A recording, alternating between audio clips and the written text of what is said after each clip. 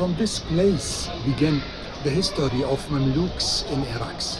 Here they lived, here they trained, here they occupied the posts the most important in Iraq.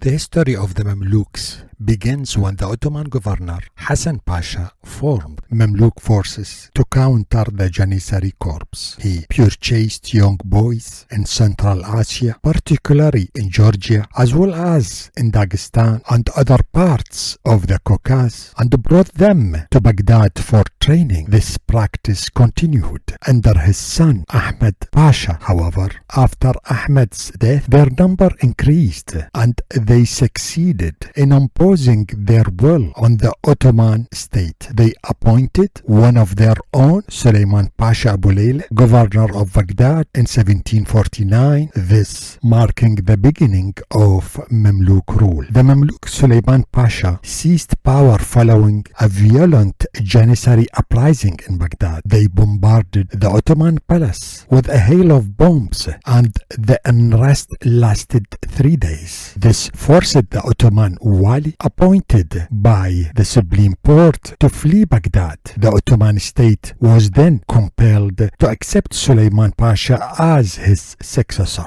since it was he who had managed to save the palace from the Janissaries and lift the siege. He legitimately assumed the position of governor. From then on, the Mamluk rule truly began, lasting approximately 80 years until 1831.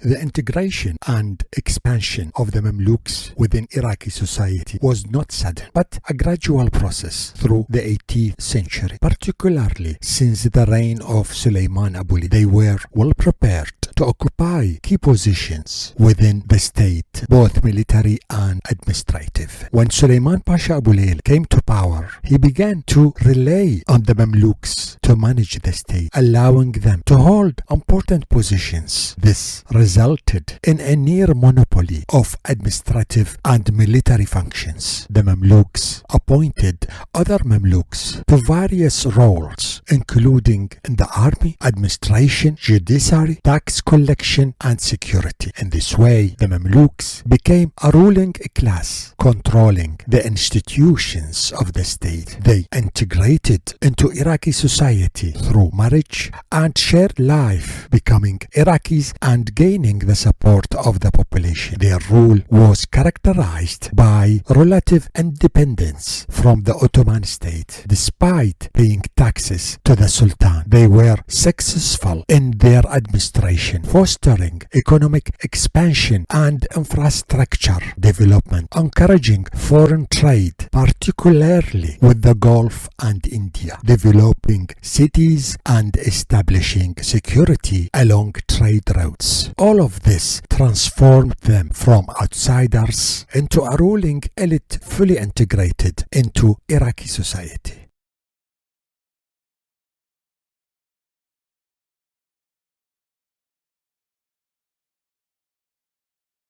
The Wali Suleiman Abu Layla was a strong leader who successfully governed the country and quelled all the revolutions that arose against him. He earned the favor and the trust of the people. His reign was marked by the active participation of his wife Adila Khatun in government. She bequeathed to us the Adila Khatun mosques, which still stand today and bear witness to this strong woman. She commissioned the construction of the Adila school next to the mosque of the same name, renovated the Baghdad courthouse, and allocated significant funds for its upkeep. She also built housing for judges and founded numerous caravanserais, public fountains, and charitable institutions. She was the daughter of the former Wali Ahmed Pasha, son of Wali Hassan Pasha. Dr. Imad Abdul Salam Raouf described her as an iron-willed woman, a description echoed by the explorer Carsten Niebuhr, who described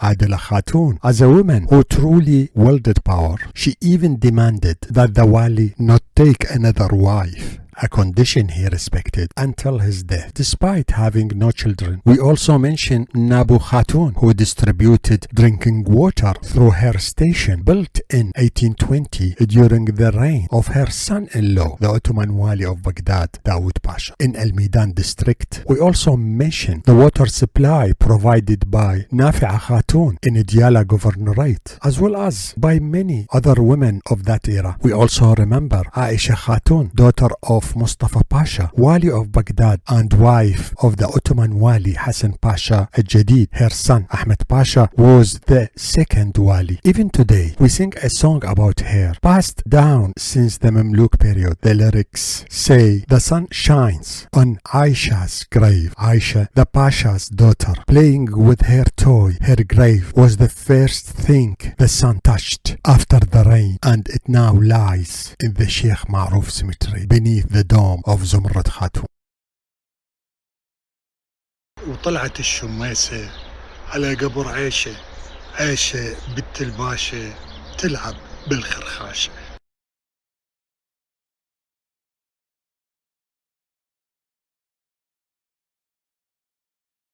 But things didn't continue to go as planned. In 1830, signs of the Mamluk decline began to appear. The Supreme Court decided to turn the page of the Mamluks, aiming to strengthen Ottoman central authority and the dominance of local Mamluk power and modernize the state and the army. The Sultan decided to stand his emissary to dismiss the governor, but Dawood Pasha orchestrated the assassination of the Sultan's emissary, Sadiq Effendi, who had begun to govern in the Sultan's name and was plotting to overthrow Dawood Pasha. To cover up the operation, Dawood Pasha claimed that Sadiq Effendi was still alive and well, merely ill and bedridden. He even sent a doctor daily to check on his condition. Worse still, the governor staged a charade parading a man disguised as the Sultan's emissary, impersonating Sadiq Effendi through Baghdad. But the news of his death had already spread, and the people began watching the supposed Sadiq Effendi,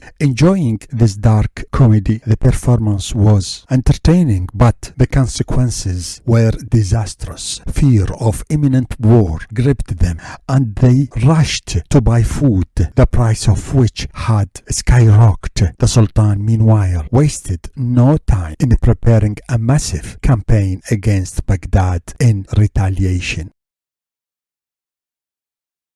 In these streets passed the black comedy, comic tragic. And in these streets passed the Wali's actor, who played the role of Sultan's messenger.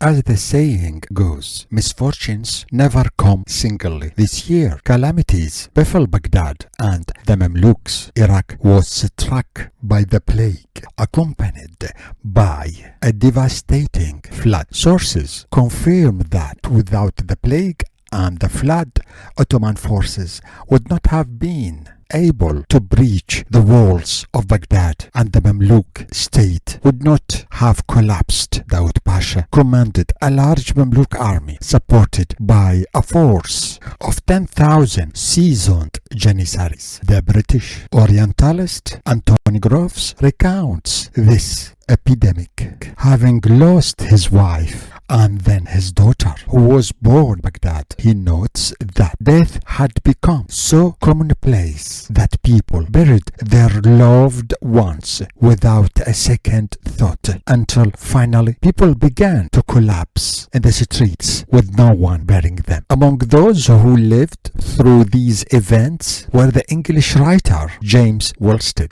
and the French consul in Baghdad, as well as Suleiman Faiq himself, who indicates estimates that, according to official statistics, the number of corpses removed from the city gates reached 1,000 by the end of March and 3,000 by mid-April, at which point no one remained to record them. Faced with this situation, Faiq was forced to flee Baghdad and take refuge in the desert to ensure his safety and that of his family, along with other residents who camped near Baqub. This allowed them to escape the plague and return to Baghdad afterward. Subsequently, Suleiman Faiq visited the governor of Baghdad, Dawood Pasha, who had also contracted the plague but had recovered. After his recovery, the Pasha deployed security forces, guards and officials among the population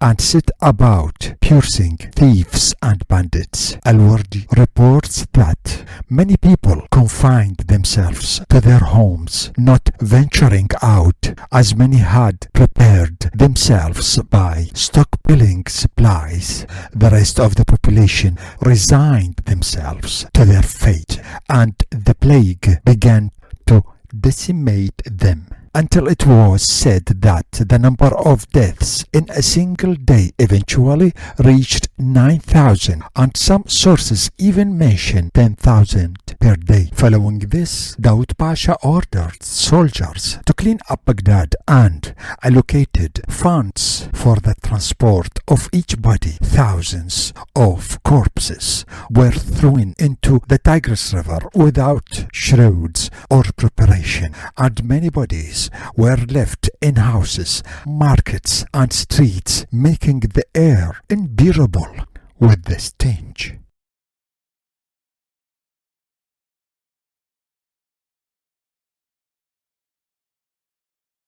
For generations, people spoke of this plague, the worst in history. Even in Baghdad, there is still a market called Souk al-Nabga al-Ja'if, the market of corpses, because the corpses piled up there and the stench was unbearable. That year, thieves were everywhere, breaking into houses to loot them without fear of the inhabitants, for they were either dead or dying. Dr. Ali al-Wardi recounts that his grandfather had a dream that year. Angels were crossing the alley where his house was located, counting the number of people who would die in each house. He noticed that the number recorded for his house corresponded exactly to the number of members of his family. Since all his family members were dead except for himself, he was certain of his imminent death. Upon waking, he prepared to die by washing himself, putting on his shroud and laying down facing Mecca. By a strange coincidence, a thief entered the house that day, believing the owner to be dead. He was astonished to see him suddenly rise and shout at him. The thief fell down, dead with fear. At that moment, Dr. Al-Wardi's grandfather realized that he was not the man in the dream, but rather the thief who had broken into his house. He thanked God for sparing him and survived the plague. And here Al-Nabga market, tissue markets, wholesale.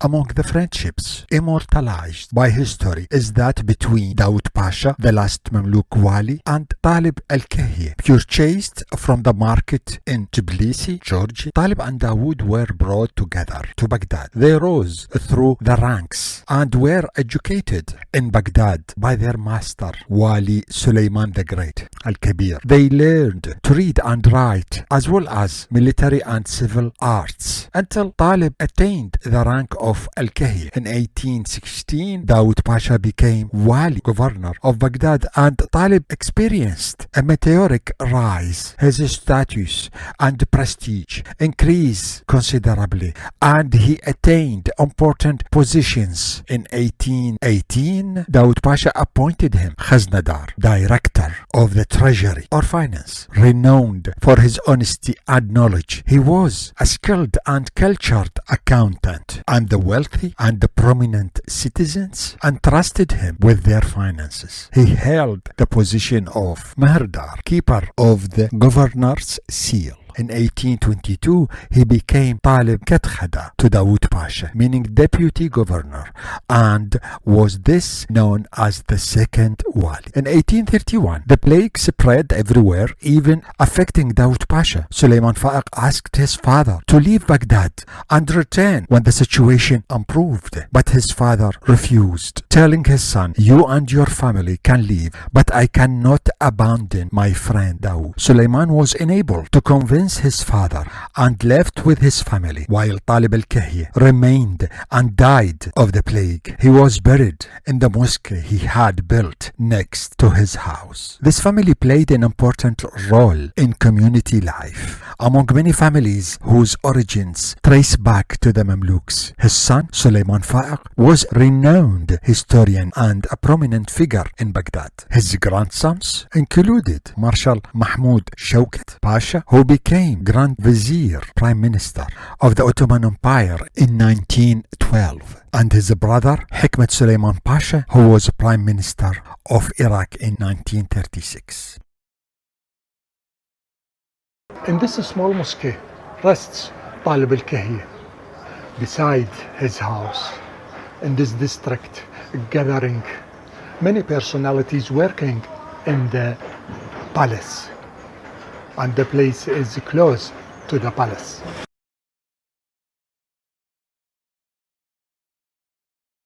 The year 1831 was catastrophic for Iraq and the Mamluks. Plague and floods ravaged each other, and before Sultan Mahmud II's army could even attack, the plague decimated 2/3 of the population. Baghdad then had approximately 150,000 inhabitants. The epidemic also claimed the lives of most of the soldiers and guards. The Tigris River overflowed its banks and thousands of houses collapsed. In this disastrous context, the people of Baghdad fought on two fronts, one organized under the command of Monsieur Divo and the other Mamluk commanders of Dawood Pasha, the other a popular uprising without any formal command or organization, originating in the neighborhoods of Baghdad and led by its local leaders and vigilantes.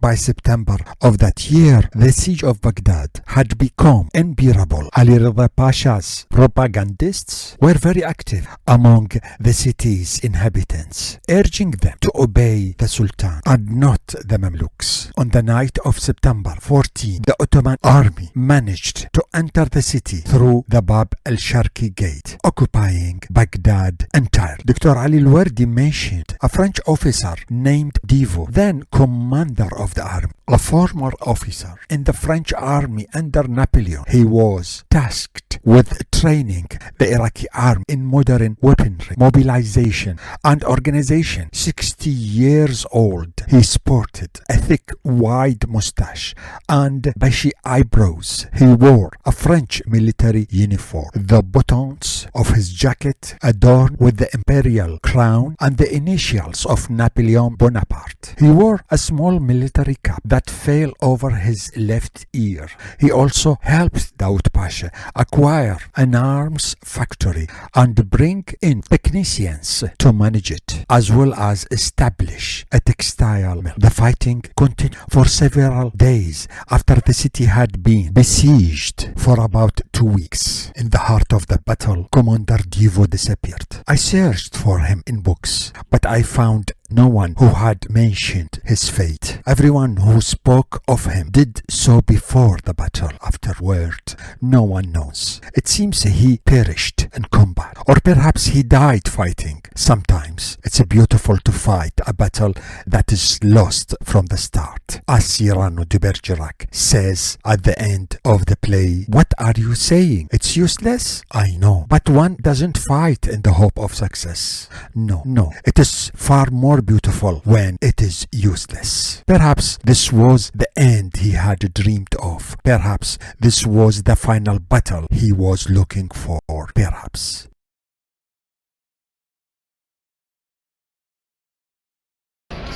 Here was a Sarai Palace in Al-Qishla, in one of the most beautiful places in Baghdad. According to Taverny, during his visit to Baghdad in 1676, the Ottoman Wali governors residentially resided in the fort. Later, according to the book Baghdad, the first Sarai Palace dates from 1623. It was built by Safi Khan, a Safavid ruler, to serve as the seat of government. Suleiman the Great subsequently had it rebuilt in a new architectural style. According to Dr. Imad Abdussalam Raouf, this is where the Wali's palace became located, wishing to give their administration a more civil character. This grand palace, situated south of the fort and overlooking the river, became the residence and headquarters of the Wali and his staff. He adds, based on the description of the Sarai given by the French consul Rousseau in 1809, that the palace contained numerous magnificent rooms and that extravagance and lavish spending were evident. In 1816, Buckingham provided another vivid description, adding that it included general administrative offices, annexes, and buildings for the pashas, and that it housed a relatively new palace, enlarged at various times. Dr. Ali al-Wardi also indicates that its location corresponded to that of present-day Al-Qishla. In 1820, Dawood Pasha's palace was restored and renovated in a grand ceremony attended by the Pasha himself, who had personally overseen every detail from the decorations to the finest carvings. Situated near the military barracks, the palace had been built at great expense, and its beauty rivaled that of the Sarai in Istanbul. Lavish feasts were held there with dishes served on golden tableware, rare glassware, and muslin fabrics. During the fall of Baghdad, the palace was attacked, looted, and its treasury plundered. It was also burnt down, and numerous gold and silver coins were found scattered through the alleyways abandoned by fleeing looters. The magnificent palace suffered extensive damage, so much so that Rida Pasha's ordered its walls to be rebuilt to serve as barracks for soldiers. During the reign of Mamluks Pasha, the Qishla barracks were built and the Sarai were renovated to its present appearance.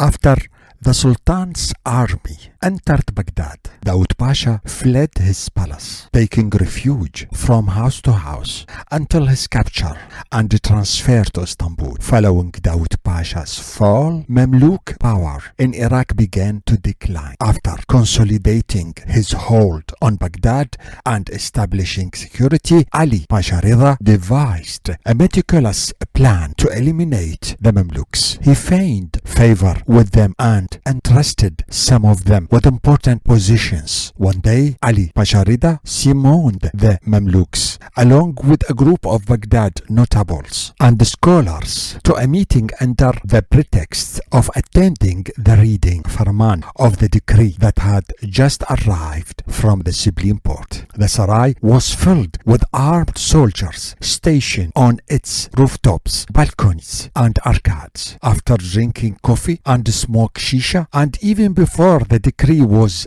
read, Ali Agha ordered the Albanian soldiers to kill the Mamluks sitting beside them. The Mamluks, including those who had helped him conquer the city, were massacred in the genocide. The plan was meticulously prepared, much like what had happened with the Mamluks of Egypt under Muhammad Ali Pasha. Those who did not attend were hunted down. Even Salih Bey, son of Suleiman the Great, was captured on horseback. Here, the page of Mamluks was turned to become just one of the eras of Iraqi history.